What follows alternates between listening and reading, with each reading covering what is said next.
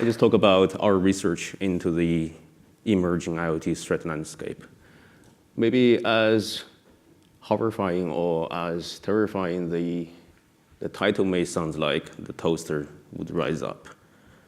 The numbers follow will be more scary, to be honest. So this is the low-end IoT threat landscape. What's the story? The DDoS attack. They make headlines. Look at the previous threats. The first attack to the Krebs is 620 bits per second. Within actually 1 month, they double the traffic to the DIN DNS. It takes down the DIN DNS, then has a lock-on effect to Spotify, to other services rely on the DIN DNS. Then a year after this attack to the OVH, the known cloud service provider. And spam, the very old business of cybersecurity, they send spam emails, leveraging IoT devices. Breaking attack. Breaking attack made headlines last year. The break, unknown number of this area, telecom. They also blocked 60K routers from the BSNL, the Indian telecom company. Another one, the industrial espionage, which is reasonably new, is the VPN filter. They managed to infect 500,000 IoT devices. And the latest one, the vigilante. They're actually this IoT botnet. They were actually created to remove the cryptocurrency or the malware from your IoT devices and block it. For example, the Hajime is the latest example, 300K being infected by the Hajime. So if we look at all these things that made headlines, what would be the history of the IoT devices? The IoT devices has a long history of fully manufactured and configured and maintained. Probably the most notorious one is the default username and the password, hard-coded into their firmware. And we go back to the Linux system. The one that we can find would be the Hydra, the password cracker, back in 2008. There's a long history, almost 10 years. So what really has changed ever since 2008? For the IoT devices,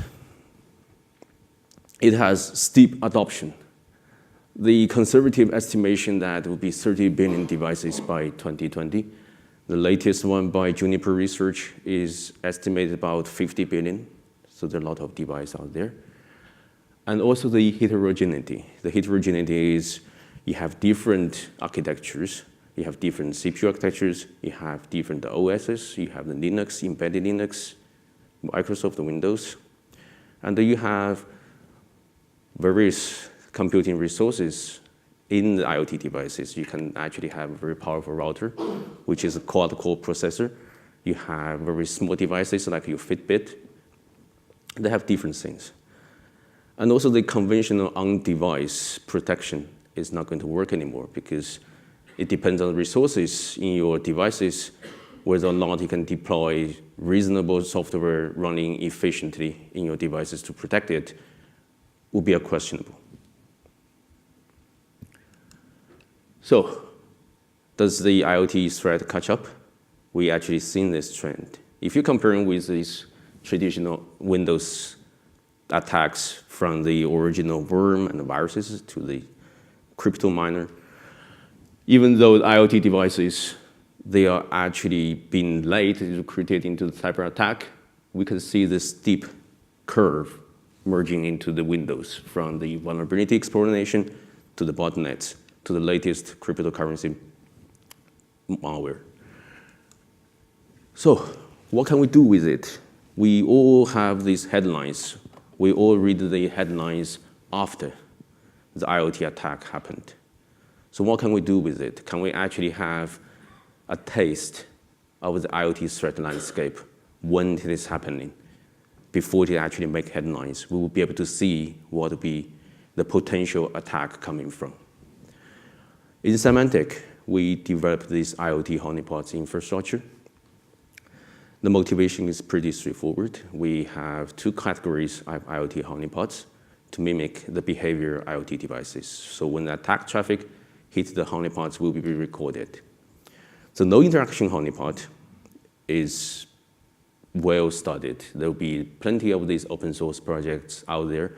Like what we'll be able to do is to easy to deploy, and they have limited functionality. That's one of the drawbacks. We will talk about why we do the high interaction honeypot. And they are easily being detectable by the attackers. The advantage of a high interaction honeypot is actually it emulates a real IoT device. It offers the attacker the real environment to do freely in that emulated environment. It will potentially have these ethical issues because you emulated IoT devices and the IoT device is actually compromised. It may be recruited into the real IoT attack. That's something we'll come back later in the next slide. But the thing is, the more real the honeypot is, the more likely you will capture previously unknown attacks. So coming back to our infrastructure, we have 7 no interaction honeypots. We leverage the open source projects like Glutton, Kauri, and Compot, and etc. The most interesting part is actually we create our own high interaction honeypots. Briefly, we take the firmware out of these IoT devices. We leverage 2 techniques. The first one is called Firmware. Firmware is an open source project that enables you to extract the firmware file system and run it in the stock ROM. So that is one thing that we can do. The second technique we take is called the chain root. It is actually take the generic file system again, but only emulate the network applications, basically the web servers, emulate that environment. By doing that, we deploy in the Docker, and we'll be able to create the high interaction honeypots and deploy in the internet. One thing that I mentioned about the ethical issue is that if the device being compromised, and actually we would like this one to be compromised, we have our own network instrument to prevent the outgoing traffic. So everything will be contained in the environment, yet we will be able to see what is actually happening. And also we have our own data enrichment infrastructure. So we have different sources to enrich what we get. So for example, we will actually have our own network intrusion detection systems to get the network traffic analysis. We also have our own binary reports. We actually create another infrastructure to analyze Linux malware specifically. And all these things will be combined to create our Symantec IoT threat landscape monitor. You will see that we actually have this real-time system. I would like to show you in the real time, but I think take a screenshot will be easier for the time perspective. And the another part, you will see that we have the IPE. We will trace where the attack comes from, and we will have all the histograms to show where the attacks come from regionally and specifically what kind of port being attacked in the real time. Having talked all this platform, what do we see in our infrastructure? This is actually comes to the scary part, all the numbers here. We see actually within 7 months, we see 37 million connections from 1.5 million unique IP addresses. That's pretty interesting because on average, you will see about 200K per day. And more than 65% of the IP addresses, they were not actually blacklisted. That will create a huge headache to the enterprise or to the customers or to the ISPs. They're trying to protect their customers. And still, the top 3 services being hit remains HTTP, the telnet, and the SH. That's the first part of the recon. And when this coming to the what is actually being scanned and trying to get in, we break it down to the telnet. Telnet, they're still trying to reuse the Mirai infrastructure to guess your password. They're still trying to guess it. Because of the infrastructure, we'll be able to see that 11 million of them were successful. Think about that. If you have IoT devices that has hard-coded password, they will get in. On average, 3 attempts, they'll get in. For the HTTP intrusion, they started a different way. They don't necessarily to guess your default credential like your username and password. They leverage the vulnerability exploitation. I'll come to this point later. And 12 different vulnerabilities we actually deployed in our infrastructure has been exploited. And mostly relating to the credential disclosure. The credential disclosure is going back to the very original Windows-style web server. Is that you have the query parameters, you can either inject your queries or you have specific tables that have been read by the attacker and disclose your username and the password. And the interesting part, the most interesting part is once a vulnerability be disclosed, we observe that kind of attack within 2 weeks, which is pretty fast. When this comes to the infection, that will be the stage 2 of the IoT attack. Once they know that they can get in, they will try to infect you. We actually created our own clustering algorithm to understand the malware behavior. The malware behavior refers to the command, the series of commands once the malware be downloaded to the device. Then we issue a series of the commands, so we will be able to tell that which specific set of commands coming from which specific malware family. It enables us to fingerprint all these different malware. Coming to the malware, so where malware comes from, we'll be able to see that we connected almost 3,400 different malwares, and we submit to the VirusTotal to see whether they are actually known or not. 85% are not known to the VirusTotal. That means either attackers they compile their own binaries, or they're trying to cheat the VirusTotal by not disclosing the malware. So they use it and let it go. Actually, we'll talk about it later. Yeah, this is actually the second point, is that most of the malware are actually short-lived. They only have 1 day. You only see that SHA-2 for 1 day, then it's gone. And also coming to the Hajime stage 2 malware. Hajime is a very specific example of IoT malware. When they actually get into your device, they will try to guess your password. Once they get in, instead of downloading the malware, they use the echo command to create the binary in your system. That's stage 1. Once the binary is created by using echo, they will actually initialize the stage 2 to download the malware. So this is a very specific attack. That's something very interesting. We also observe that kind of behavior as well. So that means the attacker really thinks that our honeypot is the IoT device. And also coming to the where the malware are actually hosted, we will be able to tell that 99.7% of these IoT malware, they're hosting the raw IP address. They don't even reach the like the state-of-the-art, the domain generation algorithms or anything. They're very simple. They host the malware in IP address and they request the IP. They will download the malware from that IP, from that URL. Very strict. And also all these IP addresses that hosting the malware, they're short-lived. Within 5 days, we won't be able to see them in our data set. That's also pretty interesting. And once they know that they get in your system, they infect your IoT devices with malware, what are they going to do?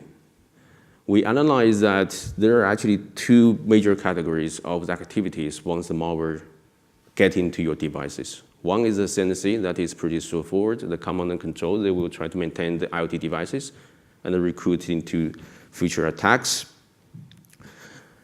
And there are actually top 3 ports that have been leveraged by the malware will be the AT. That's the most important part. That actually the scan for the vulnerability. And also the CNC activity show up in 3074 port. And also the UDP will be 53, that's the DNS attack. That's pretty much we observe in our infrastructure. And these three main actions I mentioned before, the scan, is that the IoT malware, they exhibited this worm-like behavior. Once IoT device is compromised, they're trying to infect other devices by scanning the internet. CNC, that's okay. It's command and control.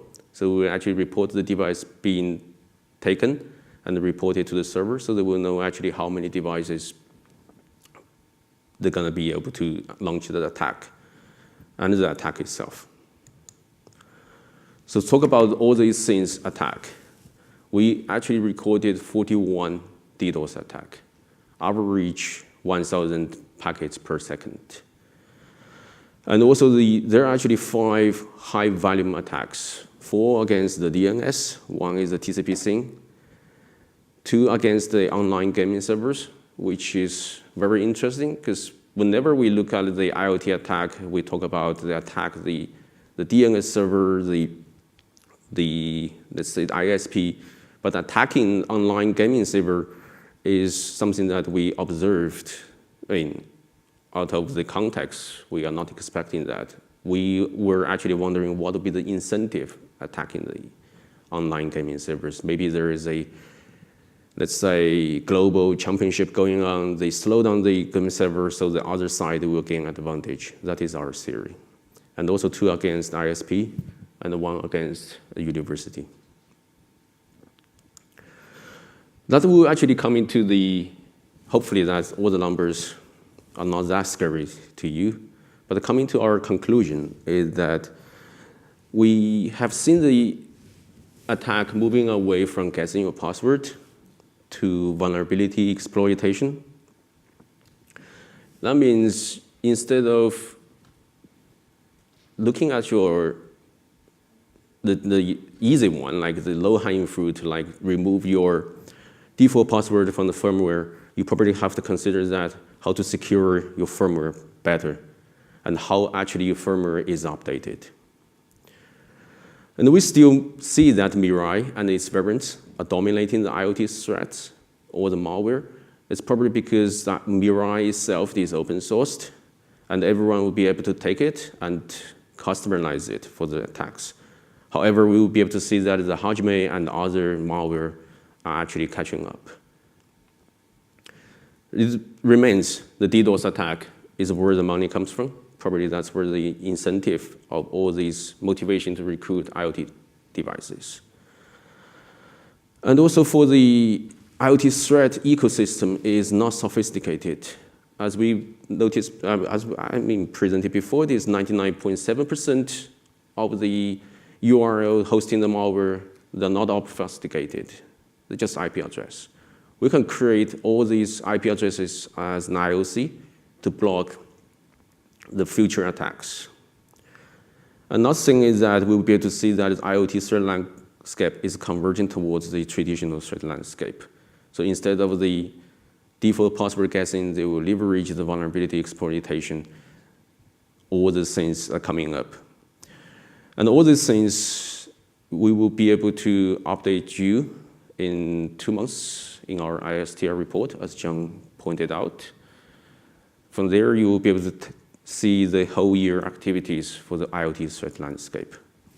And that concludes my presentation.